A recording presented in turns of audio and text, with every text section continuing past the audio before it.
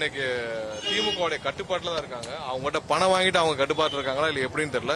பெரும்பாலான அதிகாரிகள் இன்னைக்கு வந்து திமுக கட்டுப்பாட்டில் இருக்காங்க. இன்னைக்கு காலையில குமரகுரு ஐஏ சொல்லியிருக்காரு, பேப்பர்ல கொடுத்தாங்க. நாங்கள் பேப்பர்ல கொடுத்தது என்னன்னா, தேர்தல் ஆணையத்திடம் தலைமை தேர்தல் ஆணையர் திரு அர்ச்சனா பட்நாயக் அவங்கள்ட்ட கொடுத்தது என்ன, இந்த மாதிரியான பிளான் எங்களுக்கு இருக்கு. இதை வந்து நாங்க சுவிதா ஆப்ல ஆல்ரெடி பதிவு செஞ்சுட்டோம்.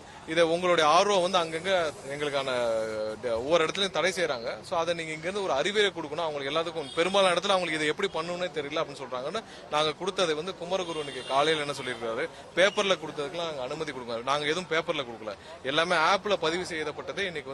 இன்னைக்கு கடைசி நேரத்துல எல்லா இடத்துலயும் நேர்ல போய் ஆய்வு செய்த பின்னரும் காவல்துறை வந்து சொல்லி இன்னைக்கு ஆர்வம் வந்து ரிஜெக்ட் பண்ணிருக்காங்க.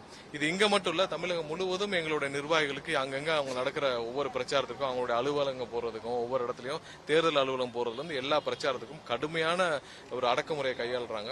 இன்னமும் பெரும்பாலான அதிகாரிகள் திமுக கைக்கூலிகளா தான் இருக்கிறாங்க. இதை வன்மையாக கண்டிக்கத்தக்கது. கண்டிப்பாக இந்த நிலைமை மாற வேண்டும். தேர்தல் ஆணையம் வந்து யாரெல்லாம் திமுக கைக்கூலிகள் இருக்காங்களோ அவங்க எல்லாம் வந்து மாற்று நடவடிக்கை எடுக்க வேண்டும். ஏன்னா இந்த மாதிரி இருந்துட்டு எப்படி நீங்க எலெக்ஷனை பேஸ் பண்ணுவீங்க, எப்படி எலெக்ஷனை கொண்டு போவீங்க? திமுக அதிகாரிகளை வைத்துக்கொண்டு, திமுகவிற்காக வேலை செய்யும் அதிகாரிகளை வைத்துக்கொண்டு எப்படி நீங்க எலெக்ஷனை பேஸ் பண்ணுவீங்க? ஒவ்வொரு இடத்திலும் மேல இருக்கிற காவல்துறை காவல் ஆணையர் வந்து எல்லாருமே வந்து பாத்தீங்கன்னா திமுக சொல்றதை கேட்டு வேலை பார்க்கறாங்க. திமுக என்ன சொல்றாங்களோ, திமுக அமைச்சர்கள் இப்பவும் அவங்க சொல்றதான் கேட்டு வேலை பார்க்கறாங்க. சென்னையில சேகர்பாபு சொல்றதை கேட்டு தான் வேலை பார்த்துட்டு இருக்காங்க. ஒவ்வொரு இடத்திலும் திமுக அமைச்சர்களை சொல்றதை கேட்டு தான் வேலை பார்த்துட்டு இருக்காங்க. சோ இப்படி இருந்தால் எப்படி தேர்தலை சந்திக்க முடியும்? நாங்க ஆப்ல கொடுத்து 48 மணி நேரத்துக்கு முன்னாடி கொடுத்து பதிவு செய்தாலும் மத்தவங்களுக்கு உடனே கொடுத்துறாங்க. எங்களுக்கு வந்து கடைசி நேரம் வரைக்கும் கொடுத்து இது பண்றாங்க. அதெல்லாம் கிடையாது. நாங்க வந்து இப்ப இன்னைக்கு இந்த பெரம்பூர்ல கொடுத்தது பாத்தீங்கன்னா 2 நாளைக்கு முன்னாடி பதிவு செய்யப்பட்டது. அது அப்பவே வந்து அவங்க ஆய்வு செய்து, காவல்துறையில இருந்து ஏசில இருந்து இன்ஸ்பெக்டர் எல்லாம் ஆய்வு செய்து முடிச்சு அவங்க அறிக்கையை கொடுத்து, அந்த அறிக்கையை பேஸ் பண்ணி இன்னைக்கு சாயந்தரம் கொடுக்குறாங்க. இப்ப எனக்கு 2 நாளைக்கு முன்னாடி நீங்க ஆய்வு செய்து இல்லன்னு சொல்லியிருந்தீங்கன்னா நாங்க அடுத்த இடம் ப்ரிஃபர் பண்ணிருப்போம்ல. நீங்க நிகழ்ச்சி ஏற்பாட்டெல்லாம் முடிச்சு போறோம். இன்னைக்கு காலையில நடக்க போற நிகழ்ச்சிக்கு காலையில 11:30 மணிக்கு அனுமதி கொடுப்பீங்க.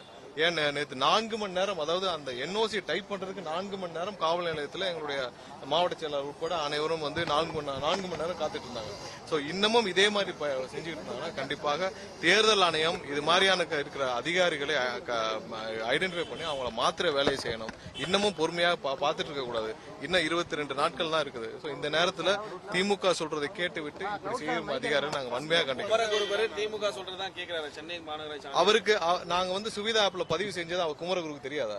குமரகுருக்கு வந்து நாங்க சுவிதா ஆப்ல பதிவு செஞ்சு அப்ரூவல் அனுப்பிச்சிருக்கோம். இன்னைக்கு எதுல ரிஜெக்ட் பண்ணிருக்காங்க? ஆப்ல தான் ரிஜெக்ட் பண்ணிருக்காங்க. எல்லாம் எங்களுக்கு எதுல வந்து 29ஆம் தேதிக்கு கொடுத்திருக்காங்க? எல்லாமே ஆப்ல பதிவு செஞ்சு. நாங்கள் தேர்தல் அவங்ககிட்ட போய் நாங்க என்ன பண்ண முடியும்? அவங்க ஸ்டேட் வைஸ் பதிவு செய்யறதுக்கு ஆப்ல ஆப்ஷன் கிடையாது. ஒவ்வொன்றும் சட்டமன்ற வாரியா தான் பண்ணணும். ஸ்டேட் வைஸ் பண்றதுக்கு ஆப்ஷன் இல்ல. அப்ப நாங்க மொத்தமாக ஆர்ஓக்களுக்கு அந்தந்த அசம்பிளிக்கு நீங்க அறிவுரை கொடுக்கணும். நாங்க ரிட்டர்னா தான் கொடுக்கணும். அதை அவர் எப்படி வந்து ஒரு பேப்பர்ல கொடுக்குறோம்னு சொல்ல முடியும்? நீங்க அந்த பேப்பர்ல என்ன இருக்குன்னு அவர் படிச்சு பார்த்தாரா? நாங்கள் ஒவ்வொரு இடத்துலயும் சுவிதா ஆப்ல கொடுத்துருக்கோம். நீங்க உங்களுடைய தேர்தல் அங்க இருக்கிற அதிகாரிகளுக்கு நீங்க அறிவுரை கொடுக்கணும் தான் நாங்க வந்து அந்த கடிதத்துல தலைமை தேர்தல் ஆணையர்கிட்ட நாங்க கொடுத்திருந்தோம். சோ அதை கூட பார்க்காம சும்மா இப்படி போற போக்குல ஒரு கமெண்ட் சொல்றது வந்து ஒரு அதிகாரி கலவரம். அவங்க என்ன டிஃபெக்ட்னு சொல்லுங்க, என்ன இஷ்யூன்னு சொல்லுங்க. நீங்க சொன்ன இடத்துல நாங்க பண்ணிருக்கோம். இல்லன்னா 3 மணி நேரம்னா 3 மணி நேரத்துக்கு நாங்க 48 மணி நேரத்துக்கு முன்னாடி பதிவு செய்ததை இன்னைக்கு எப்படி நீங்க போய் சாயந்தரம் வந்து ரிஜெக்ட் பண்ண முடியும்? சாயந்தரம் தான் வந்து போட்டு ரிஜெக்ட் பண்ணிருக்காங்க. அதுவும் இல்லாமல் அந்த இடத்துல பாத்தீங்கன்னா நீங்க மதியம் இருந்து பிடபிள்யூ இருந்து போய் அந்த ஹைவேஸ்ல இருந்து போய் அவங்க போய் ரோட்லாம் இது பண்ணி நாங்க வந்து சிமெண்ட் போட போறோம்னு இருக்கிற ஒரு இடத்துல குழியை தோண்டிட்டு இருக்காங்க. திடீர்னு போய் குழியை அதை பார்த்ததுக்கு அப்புறம் தான் இவங்க திரும்ப வந்து அந்த இடத்துல எல்லாம் பள்ளத்தை தோண்டி குழியை தோண்டி இருக்காங்க. ஏன்னா அந்த இடத்துல ஒரு பெரிய இடம்னு பாத்தீங்கன்னா அந்த எம்கேபி நபருக்காக இருக்கட்டும் தான் பெரம்பூர்ல. சோ அந்த இடத்துலயும் இவங்க போய் பராமரிப்புன்னு சொல்லி இன்னைக்கு போய் பேரிகேட் எல்லாம் போட்டு அந்த ஒரு இடத்துலயும் பேரிகேட் எல்லாம் போட்டு எல்லாத்தையும் தடுப்பு எல்லாம் போட்டு அவங்க வேலையை பார்த்துட்டு இருக்காங்க. சோ இது எவ்வளவு நாள் இதே மாதிரி பண்ணிட்டு இருப்பாங்க?